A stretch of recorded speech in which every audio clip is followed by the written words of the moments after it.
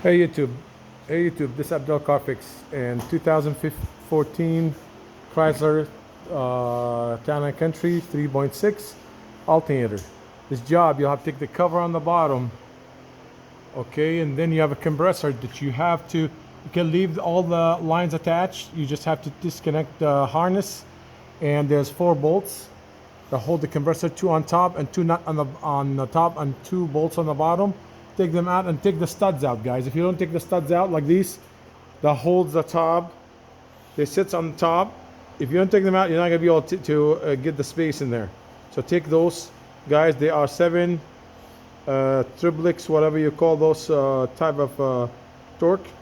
Um, you take them both out, and the compressor will actually drop down to where you can get the alternator. This is the new alternator we just hooked up right now.